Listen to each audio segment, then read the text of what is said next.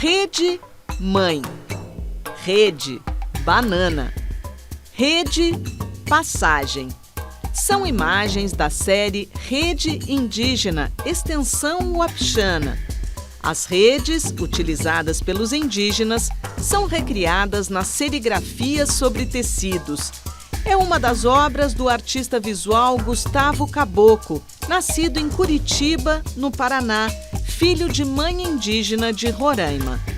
Um dos destaques na última Bienal de São Paulo, ele se expressa por meio de desenhos, performances, bordados, animações em vídeo, às vezes em criações coletivas com os parentes. Caboclo pensa sobre os deslocamentos dos povos indígenas, muitas vezes forçados, e a resistência que aflora no reencontro com a cultura de origem, nos territórios ancestrais. A nossa cultura está lá, a nossa língua, os nossos avós, as nossas histórias ancestrais, vamos pensar assim, retomar, beber, digamos, disso e ouvir mais da nossa própria história.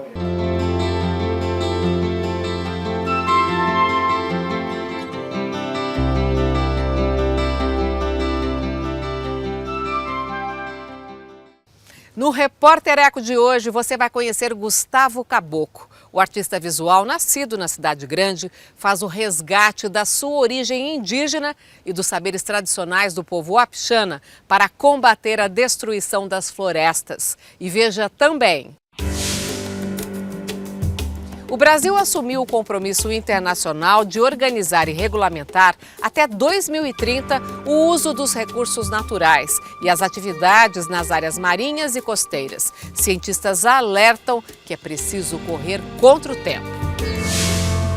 O documentário Fazedores de Floresta, uma aventura em busca da água, usa a realidade virtual para mostrar as técnicas de plantio das comunidades tradicionais em busca das florestas perdidas.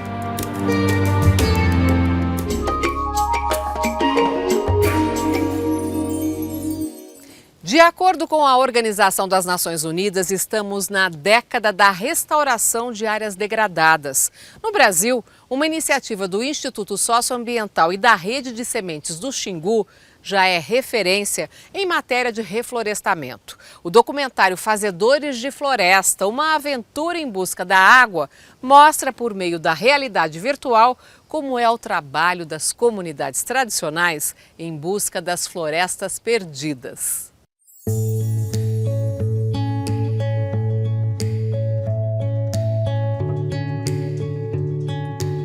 Uma imersão em iniciativas que transformam o mundo e constroem um futuro de esperança. Fazedores de Floresta, uma aventura em busca da água, acompanha o processo de restauração da semeadura direta, projeto do Instituto Socioambiental junto à Rede de Sementes do Xingu. O filme foi lançado em Glasgow, na Escócia, durante a COP26 em 2021 e agora está disponível para o público na internet. O filme mostra, leva em realidade virtual o espectador a viver essa experiência junto com os coletores. E consegue vivenciar e ver a floresta ali aparecendo na sua frente e crescendo. A técnica da semeadura direta, ou muvuca, palavra de origem indígena que significa mistura, consiste em um mix de sementes que reúne as espécies necessárias para recompor a floresta. As sementes são lançadas na terra manualmente ou com o auxílio de equipamentos. Desenvolvida há quase 2 décadas pelo Instituto Socioambiental e baseada nos saberes dos povos indígenas, a prática da muvuca vem se consolidando ao longo dos anos, mas ainda enfrenta desafios.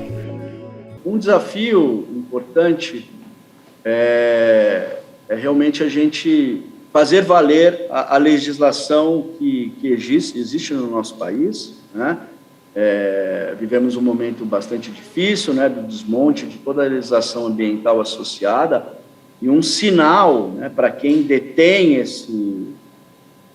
esses passivos ambientais de que, de fato, você precisa recuperar essas áreas e a legislação é para valer. A floresta vale mais de pé do que ela deitada.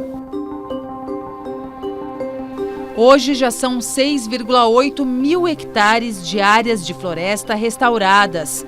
E isso não é tudo. O processo da muvuca envolve os vários agentes da cadeia de restauração e dá valor ao conhecimento e ao trabalho dos povos tradicionais. Desde 2007, a rede de sementes do Xingu vem trabalhando com a técnica da muvuca. Até o ano de 2020, foram coletadas mais de 250 toneladas de sementes de 220 espécies nativas, totalizando quase 20 milhões de árvores plantadas. Uma geração de renda em torno dos 4,5 milhões de reais para as comunidades envolvidas no projeto. Os números impressionam e mostram que, além de um bom negócio, reflorestar é uma forma eficiente de conectar indígenas, povos tradicionais, pesquisadores e produtores rurais em favor da natureza. Eu moro aqui em Nova Chavantina, no Mato Grosso. Milene Alves é uma coletora de sementes e narradora do documentário. O conhecimento sobre a técnica foi passado de geração para geração. Ela conta que a oportunidade de trabalhar com a rede mudou sua vida para melhor. Milene, como que você avalia a importância desse documentário? Eu vejo como uma forma de nós termos uma ferramenta para divulgar ainda mais a rede de sementes do Xingu, o plantio de muvuca. E não só isso, porque a gente não quer só falar o que é a rede, como plantar muvuca, mas nós queremos despertar no coração das pessoas o interesse, o carinho em amar a natureza, respeitar a natureza, assim como os coletores de sementes fazem. Apertar lá no coração o botãozinho de respeitar e amar a natureza, assim igual apertou no meu há muitos anos atrás, quando eu conheci esse trabalho. Para assistir ao documentário, é só acessar fazedoresdefloresta.org e clicar no link.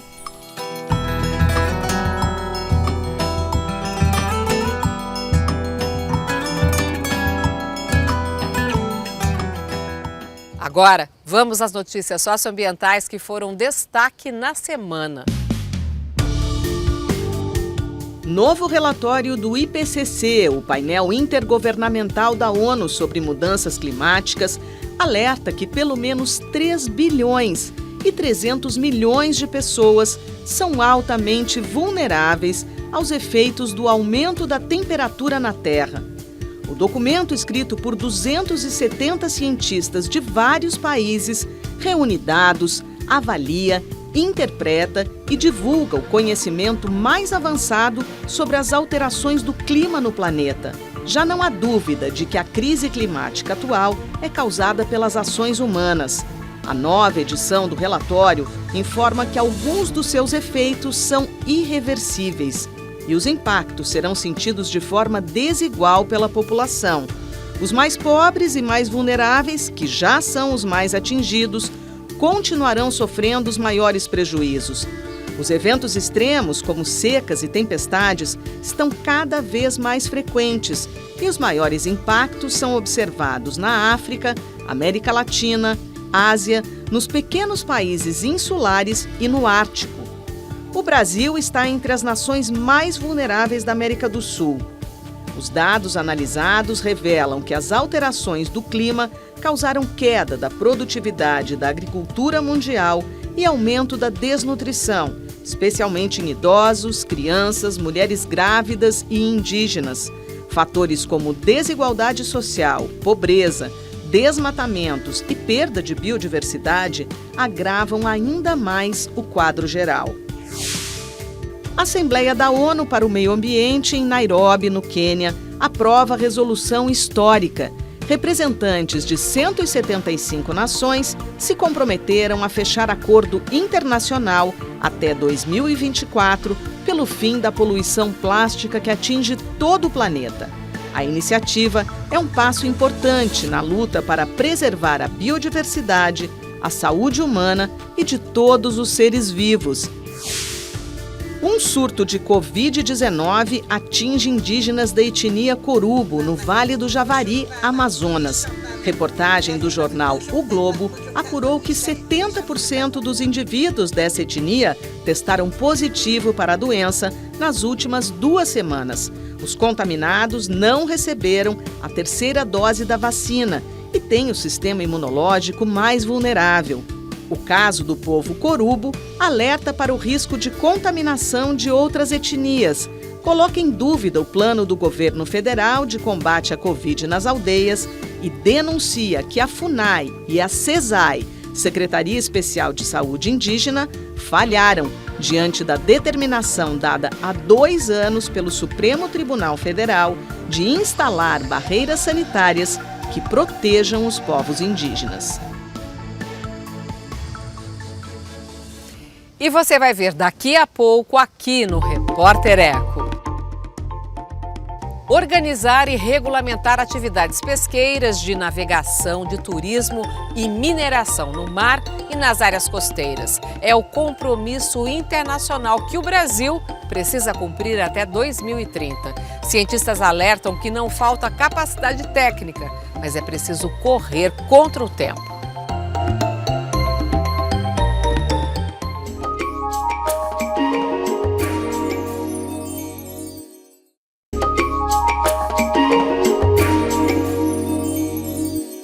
O Brasil assumiu o compromisso internacional de implantar até 2030 o planejamento espacial marinho para regulamentar o uso dos recursos naturais e as atividades potencialmente perigosas realizadas no mar e nas zonas costeiras. Pesquisadores alertam que o país está atrasado e precisa correr contra o tempo.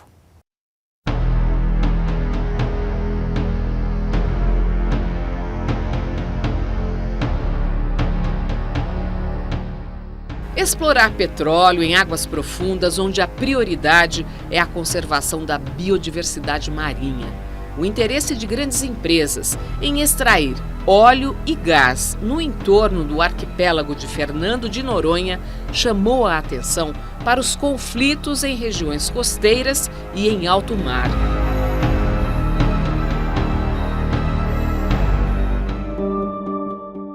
Para ordenar os diferentes usos e atividades portuárias, pesqueiras, de turismo, navegação e mineração, foi criado o Planejamento Espacial Marinho. O PEM é um programa da Comissão Oceanográfica Intergovernamental que tem o apoio da Unesco e que hoje é adotado em vários países. O planejamento espacial marinho ele é um processo técnico, político, social de alocação dos usos e atividades no mar e também, muitas vezes, na zona costeira de interface aí, mar e terra. Então, ele é um processo que visa a gente dirimir conflitos que existam entre os usos e atividades e colocar essas atividades da melhor maneira nesse espaço marinho para que todos possam ter benefícios dos recursos marinhos. Marinê Scherer é bióloga e professora da Universidade Federal de Santa Catarina. Há mais de 20 anos se dedica à pesquisa de gestão costeira e marinha. Hoje é uma das coordenadoras no Brasil da Rede Ibero-Americana de Gestão Costeira. Ela reforça como o planejamento espacial marinho aponta caminhos para ordenar as atividades no mar.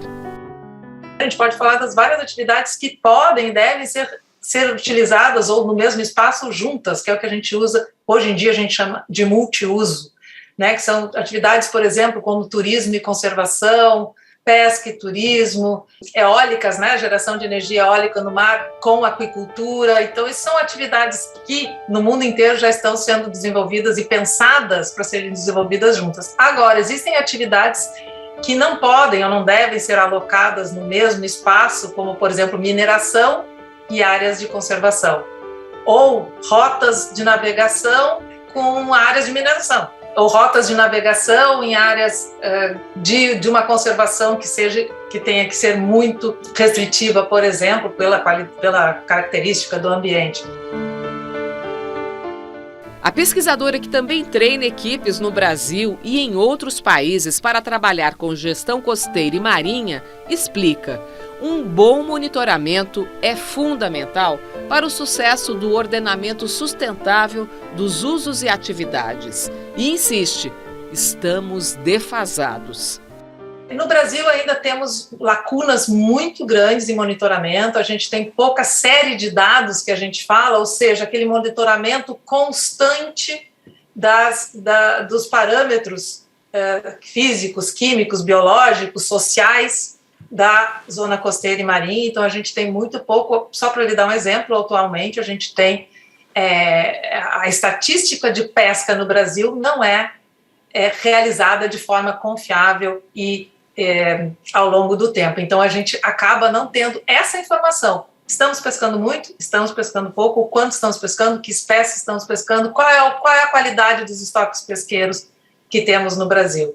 E assim com outros dados de qualidade de água, de qualidade de fundo marinho, a gente não tem, ou tem poucos dados numa série histórica que é necessário para poder fazer esse monitoramento, essa avaliação constante.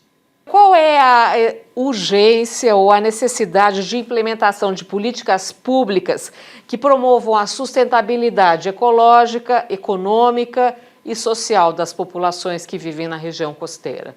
A urgência, se ela for de 1 a 100, é 100. Se ela for de 1 a 1000, é 1000. A gente precisa que nossos governantes tenham consciência da importância do espaço marinho e costeiro para a própria economia do país e para o bem-estar das pessoas. Isso, obviamente, vai estar baseado no bem-estar, na saúde dos ambientes. Se a gente não cuidar, nós vamos perder isso, nós vamos perder benefícios, nós vamos perder, inclusive, valor econômico, valor social desse espaço.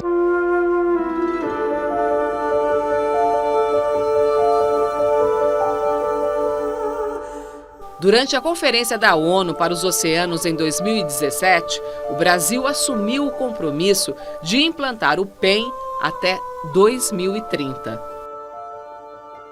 Nós temos condições técnicas, nós temos muitas pessoas muito capacitadas para trabalhar com planejamento espacial marinho. Não, como falei, não temos todos os dados, nenhum país tem, temos como fazer, temos a capacidade de fazer um processo participativo. Então não é uma questão técnica, é uma questão política, é uma questão de definição como prioridade para o país. E isso a gente precisa disso urgentemente para poder ter esse desenvolvimento sustentável e uma qualidade de vida para todos nós.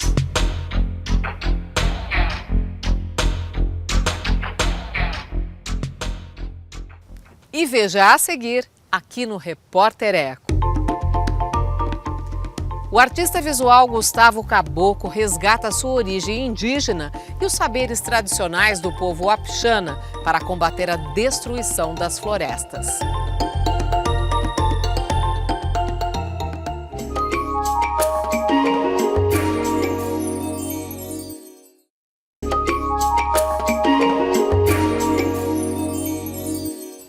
Uma viagem de volta à ancestralidade. O artista visual Gustavo Caboclo nasceu e cresceu em Curitiba. Ao voltar à aldeia de sua mãe em Roraima, se reconectou com as origens. Suas obras expressam o retorno à sua identidade indígena. Desenhista, animador e performer, Caboclo afirma que para combater a devastação ambiental, precisamos escutar a terra, ouvir a floresta. Rede mãe, rede banana, rede passagem. São imagens da série Rede Indígena Extensão Wapixana. As redes, utilizadas pelos indígenas, são recriadas nas serigrafias sobre tecidos. É uma das obras do artista visual Gustavo Caboclo, nascido em Curitiba, no Paraná, filho de mãe indígena de Roraima. Um dos destaques na última Bienal de São Paulo, ele se expressa por meio de desenhos, performances, bordados, animações em vídeo, às vezes em criações coletivas com os parentes. Caboclo pensa sobre os deslocamentos dos povos indígenas, muitas vezes forçados, e a reexistência que aflora no reencontro com a cultura de origem, nos territórios ancestrais. A nossa cultura está lá, a nossa língua, os nossos avós, as nossas histórias ancestrais, vamos pensar assim, retomar, né? Beber, digamos, disso e ouvir mais da nossa própria história, aprender com outro parente, aprender a história de uma tia, né? Se colocar realmente nesse campo da escuta, porque a nossa cultura é viva. A importância do território está na instalação viva Paisagem Ancestral. Algumas mudas de bananeiras transplantadas na capital paulista e exibidas numa unidade do SESC vieram da aldeia Canauanim. Caboclo diz que são mudas memória. Elas contam histórias com as quais se pode aprender. Os desenhos, onde estão os ossos dos seus parentes, também dialogam com a ancestralidade. A sua mãe teria sido desterrada do território em Roraima, muito novinha, com 10 anos. O que aconteceu exatamente para ela sair desse território? Uma criança que nasceu e cresceu dentro do seu contexto indígena, com a sua família, em sua comunidade, com seus irmãos, com a sua mãe, com a sua avó e tudo mais.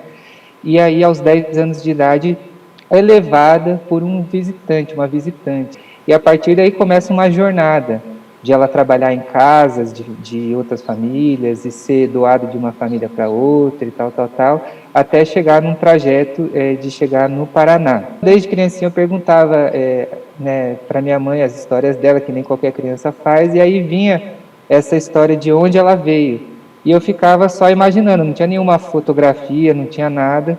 E só quando eu tinha 10 anos de idade que a gente foi até lá. Isso não é uma prática lá dos anos 60. Isso continua até hoje. Crianças que são deslocadas do território, né? São retiradas das suas mães, das suas avós. É uma questão muito complexa, assim. Então, eu tive então essa chance, vamos dizer assim, de olhar um pouco mais de perto a história da minha mãe quando fizemos esse retorno, né? A gente pensa muito a ideia do retorno como um caminho de ida. Este é o livro independente Barás Kawal, que na língua Wapixana significa o campo após o fogo. Foi criado depois da visita ao Museu Nacional do Rio de Janeiro, quando o caboclo viu uma borduna, arma indígena feita de madeira, que tinha a mesma idade do tio-avô dele. A publicação veio para fortalecer a memória de Casimiro, junto aos jovens da comunidade Canauanim, para onde foram enviados exemplares. Como é que foi a sua trajetória como artista? Para mim faz muito sentido a ideia de quando eu fui à comunidade. Ali nasce, digamos, o artista, porque eu pude ver a arte dos pajés, e pude ver os pajés rezando, pude ver os pajés fazendo o seu trabalho de cura, o seu trabalho comunitário, social e tudo mais. Então isso foi uma grande transformação para mim. Eu não tive a oportunidade de nascer e crescer na comunidade, mas eu tenho a oportunidade sim de valorizar os saberes, né? Toda essa ideia da relação, da valorização com a terra, toda a ideia da luta. Eu só pude ir até um território porque um tio e uma família inteira lutaram pela ideia do território também. Caboclo afirma a importância da memória da ancestralidade, do conhecimento e valorização de nossas origens, para que a gente não entre no que ele chama de coma colonial. Aí você esquece de onde vem, você não sabe de onde é o povo, você perde, digamos, esse fio. E não, né? Tivemos a chance de manter essa relação e continuar esse caminhos de ida, como eu digo. E o caminho de ida tem a ver com o retorno à terra, né? A arte ela vai nascendo nesses encontros. E também, por exemplo, né, a ideia de você hoje poder fazer uma aula da língua, né, do seu povo virtualmente. A gente está num momento da humanidade bem delicado, né, com florestas queimando e outros biomas também, com animais se extinguindo e caminhando para uma extinção em massa, com uma série de dificuldades. Você consegue ver alguma esperança se a gente olhar para o modo de vida das culturas indígenas? Quais são os seus sonhos e as suas expectativas em relação ao futuro? Se a gente está na cidade, parece que você fala campo em chamas, parece que é lá. Lá está em chamas, chegou aqui a fumaça, alguma coisa chegou aqui, mas é como se estivesse lá. E não, né? Isso faz parte, você faz parte disso também, essa que é a ideia. A chama é a mesma para todos nós. Eu tendo a acreditar que sim, que há caminhos possíveis, mas a gente tem que ter uma mudança radical, vamos dizer assim, de relação com a terra. Mudar a perspectiva, a perspectiva extrativista mesmo, né, de entender que a terra tem um limite. E os povos indígenas, eles estão aí para, com certeza, revelar, vamos dizer assim, a ideia de relação com a terra, essa intimidade e o respeito, de ouvir a floresta, ouvir a pedra, né, ouvir a terra, ouvir o que os velhos têm para dizer.